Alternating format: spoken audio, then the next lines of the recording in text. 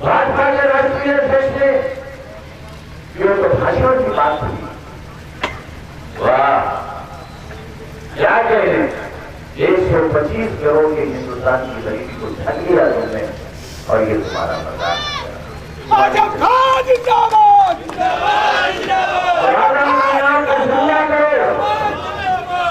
अपने अंदर राजनीतिक शौक पैदा करो, अपने अंदर ताकत पैदा करो, और जब तक राजनीतिक ताकत नहीं बढ़ोगे, भिखारी को भीख तो मिल सकती है, भिखारी को भविष्य।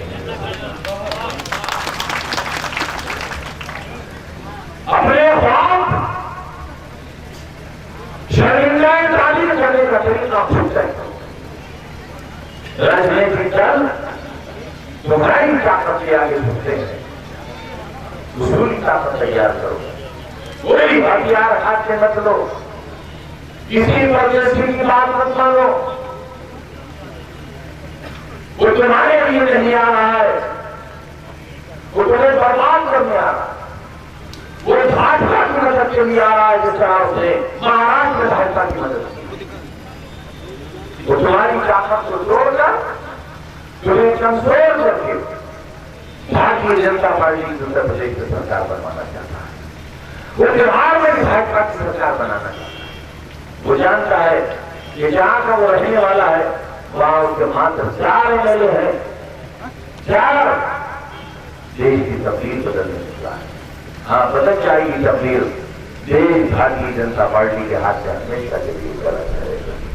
बदल ऐसे एजेंट और ऐसे नापाक इरादों के लोग हमारी सफों ने अगर कहीं है तो इंसानी भीड़ों को बाहर निकालना होगा, इनका षड्यंत्र और इनकी साजिश को समझना। अगर 10 वोट किसी सैकड़ों जवान के कम होते तो 20 वोट रास्ता न हो तो मंजिल नहीं मिलती। आज आपके लिए एक नए रास्ते का संग बुनियाद शिलान्यास होने वाला है। हम सब मिलकर अपने मालिक से दुआ करें कि इस नौजवान के इरादे पूरे हों, ये कॉलेज तरक्की करे और यहाँ पर शिक्षा की ऐसी बहारें आए कि लोग इस शख्स को भी याद रखें, इनके काम को भी याद रखें और इनके रास्ते पर चलने के लिए और बहुत से लोग आगे बढ़ते आए। इनसे कभी संजय का हिसाब मत लेना, कभी मत लेना। मुसलमानों में यह खूबी बहुत होती है, अगर दादा ने 100 रुपया मस्जिद का चंदा दे दिया है तो पोता पूछता है मेरे दादा 100 रुपये दे गए थे, बताओ कहां लगाए। हिसाब मत लेना। यही वजह है कि मैंने अपने विश्वविद्यालय को बनाने के लिए अपने हिंदू दोस्तों से बहुत पैसा लिया, बहुत पैसा। वो हिसाब नहीं मानते, वो शिक्षा की अहमियत को जानते, मगर हम क्योंकि अनपढ़ हैं और बहुत पीछे हैं दुनिया की दौड़ में, लिहाजा हम 10 रुपए देकर भी 1000 रुपए का हिसाब मांगते। आप जो दे दो वो आपने दे दिया, हिसाब मालिक देगा, आप लेने वाले कोई। आप सबका बहुत शुक्रिया। धूप भी थी, बारिश भी थी, फिर धूप आ गई। यही निजाम है अल्लाह का। रात होती है, सुबह होती है, सुबह होती है और फिर रात होती है। एक बहुत मुस्तनद हदीस है, नबी करीम सल्लल्लाहु अलैहि वसल्लम ने फरमाया कि जब तुम खुशियों के दिनों से गुजरते हो तो अपने अल्लाह से डरो। इसलिए डरो कि खुशियां तो तुम्हें मिली हुई, अब गमों के दिन आने वाले। इसलिए दौलत पर इतराओ मत, घमंड न करो, इंतजार करो बुरे दिनों का। और जब तुम तकलीफ में हो तो अपने मालिक से दुआ करो और इंतजार करो अच्छे दिनों का, क्योंकि तकलीफ के दिन जाने वाले हैं और अब अच्छे दिन आने वाले हैं। तो तमाम खुशहाल लोगों ये कहना चाहता हूं कि खुशहाली किसी की मीरास नहीं है। बड़े बड़े हुक्मरानों को इतिहास में बर्बाद होते देखा, पेट्रोलियम को बर्बाद होते देखा, श्रीराम को बना होते देखा। इसलिए जायज और अच्छा इस्तेमाल करो अपनी दौलत का, ताकि आज भी तुम्हारे लिए बरकत का हो और आने वाला कल भी तुम्हारे लिए बरकत का हो। मैं अपनी जिंदगी का बस एक वाकया सुनाकर आपको इजाजत दूंगा। राजगढ़ में दूसरी बार मंत्री था और मैं पूरब की किसी जिले के दौरे पर गया हुआ। मुझसे साहब ने कहा कि चलिए एक बेसिक स्कूल है, आपको दिखा कर लाएं, उसे आप कॉलेज की मान्यता कराइए। हम गए, हमने देखा कि बहुत अच्छे पत्थर के 2-3 कमरे बने हैं, बाकी बड़े बड़े पीपल के पेड़ों हैं, उनके पीछे बच्चे पढ़ रहे हैं, उनके नीचे बैठ गए। वहीं एक चबूतरा सा था, उस पर हम लोग बैठ गए, बातें होने लगी। इतने में एक बुजुर्ग आए, सफेद दाढ़ी थी, हरे कपड़े थे, हरी टोपी लगी थी और एक बड़ा सा झंडा था उनके हाथ में, जिसे हम पंखा भी कह सकते हैं, उससे वो हवा साफ। जब वो मेरे पर हवा करने लगी तो मैंने मना किया उससे कि नहीं, मुझे ये पसंद नहीं है। और वाकई पसंद छाता तो मैंने इसलिए लगवा लिया इस वक्त, इस टोपी में अगर पानी आ जाता तो टोपी बेकार हो जाती, वरना मैं छाता नहीं लगवाता अगर मेरे टोपी में। मैंने उससे मना किया, तो थोड़ी देर के लिए रुक गए, लेकिन 2-4 माह के बाद उन्होंने फिर पंखा चलना शुरू कर दिया। मैंने उन्हें फिर मना किया, वो फिर रुक गए, लेकिन जब तीसरी बार उन्होंने पंखा चला तो मैंने सख्ती से कहा कि मैंने मना किया, तो आप मान जाइए। एक साहब ने मेरे कान में कहा कि आप जानते हैं ये कौन है? मैंने कहा, उन्होंने कहा यही तो है, इन्होंने ये स्कूल बनाया है और इसी तरह पंखा झलझलकर हाथ फैलाते हैं लोगों के आगे। मैं खड़ा हो गया, सीने से लगाया, उनसे माफी मांगी। मेरे दोस्तों, जब तक अपनी अना को, अपनी खुदाई को किसी की भलाई के लिए इस हद तक नहीं गिरा लोगे, कोई बड़ा काम नहीं कर सकते। कोई शख्स बड़ा बनकर बड़ा काम नहीं कर सकता। काशी की सीढ़ियों पर बैठकर भिखारियों के साथ हाथ फैलाकर मदन मोहन मालवीय ने बनारस हिंदू यूनिवर्सिटी बनाई थी। कटपुरी की सड़कों पर लोगों ने कहा सर सैयद ठुमका लगाओ, सर सैयद ने ठुमका लगाया था, सब लोगों ने हाथ में पैसे रखे। एक रईस शहर ने कहा कि सर सैयद हाथ लगाओ, सर सैयद ने हाथ फैलाया, उन्होंने थूक लिया उनके हाथ में, सर सैयद ने मुट्ठी बंद कर ली और जाए रईस शहर, बहुत शुक्रिया, तुम्हारे पास जो देने का था वो दे दिया तुमने। जब तक ये बर्दाश्त नहीं करोगे और इतने बेइज्जती और अपमान के लिए तैयार नहीं रहोगे, जिंदगी में कोई बड़ा काम नहीं कर सकते।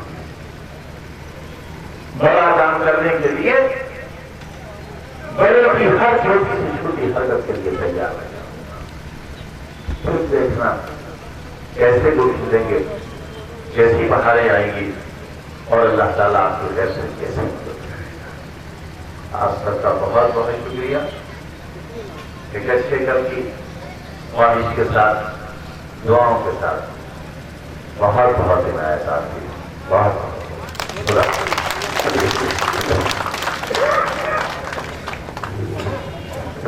बहुत शुक्रिया जनाब आजम खान साहब का। देखो इसका दाग आ जाएगा, क्योंकि बारिश की वजह से शुरू के इस्तेमाल के प्रोग्राम से उठो नहीं सके थे। मौसम खुशगवार हो चुका है, माला पहना करके मोहब्बतों के साथ अरकबी डिग्री कॉलेज के जो संस्थापक आप जिन्हें कह सकते हैं, इम्तियाज साहब और संरक्षक फरहान साहब, दोनों उनको माला पहना कर उनका इस्तेमाल कर रहे हैं।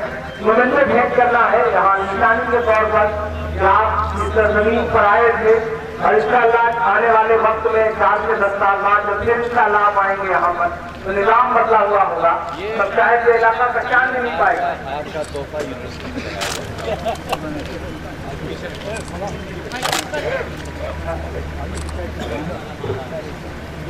इस इलाके में जो और जिम्मेदार है जो माला है वो पहला लें। उसके बाद मैं इम्तियाज साहब से आखिर में शुक्रिया अदा करवा करके प्रोग्राम को खत्म करूंगा।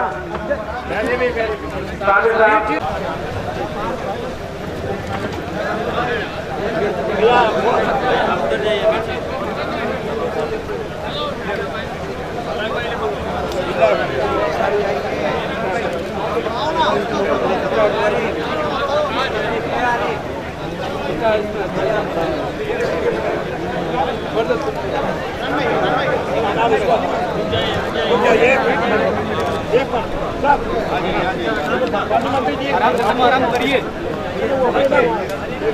भाई, आप आराम। जी साहब, आप लोग कैसे हैं?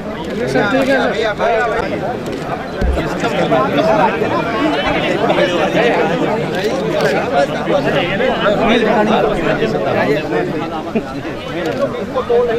भाई, आपकी लोगों की वजह से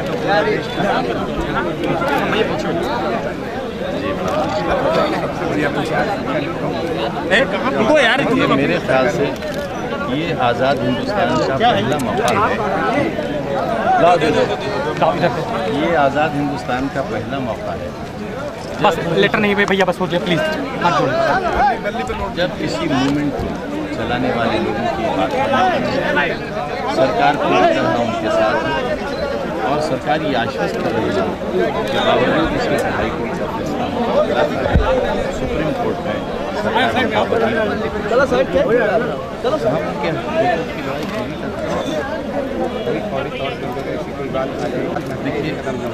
देखिए उन्हें शांत होना चाहिए। अगर राज्य सरकार ये कहती कि हम पुनर्विचार होते हैं, अगर राज्य सरकार ये कहती कि हम सुप्रीम कोर्ट और राज्य सरकार का बहाना होता कि चलो शिक्षकों को तू भी दो, और अगर हाईकोर्ट का इस पे आएगा तो उसे कहते हैं कि भाई हमारी मजबूरी हो गई।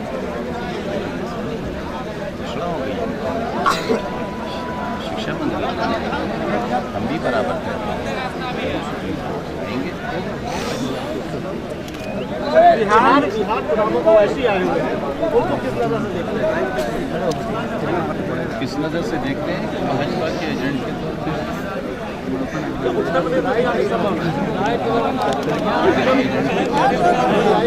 पर एजेंट होने का इल्ज़ाम दिया,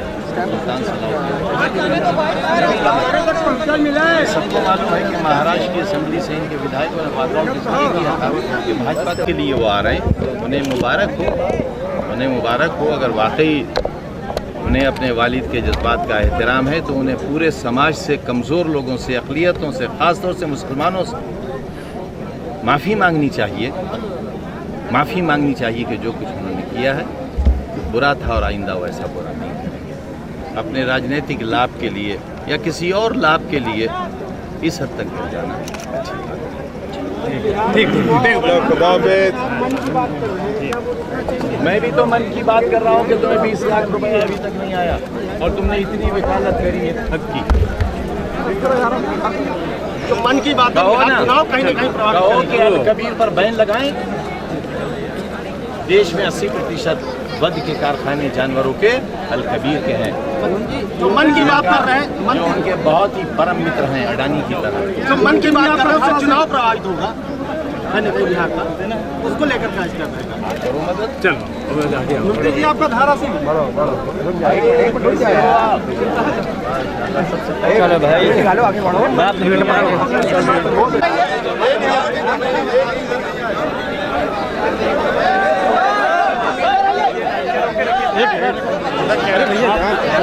जान दो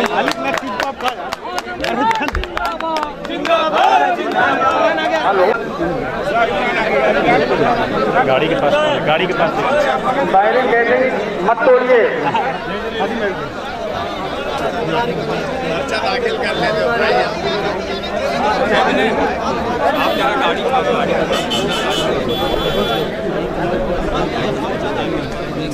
कृपया आप सबसे प्रार्थना है कि अनुशासित रहें।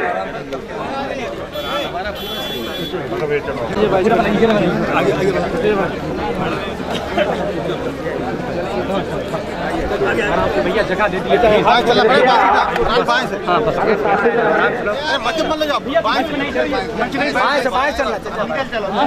नीचे डी से